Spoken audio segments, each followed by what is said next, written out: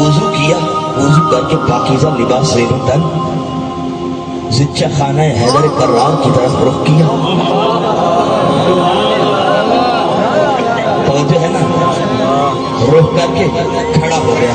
مالک مغرب ہو گئی نا، تو نے میرے اوپر واجب کیا تھا، میں یہاں آیا ہوں 3 رکعت نماز پڑھتے.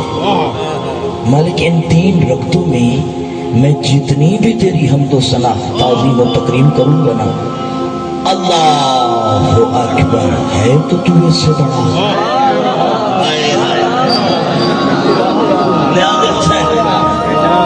ہے تو تو قیام میں کھڑے ہو کر اپنے ٹوٹے پھوٹے الفاظ میں نمازی نے سورہ الحمد کی تلاوت کی. اس کے بعد کسی دوسرے سورہ کی تلاوت کرنے کے بعد کیا کہتے ہیں مالک؟ قیام میں کھڑے ہو کر جتنی تیری حمد و ثنا کی ہے نا، جتنی تیری تعریف و تکریم کی ہے نا مالک، اللہ اکبر. دل یہ کہتا ہے کہ ہے تو تو اس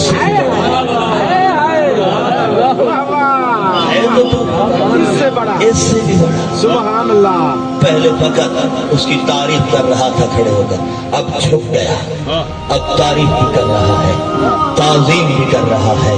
سبحان ربی العظیم و بحمدہ.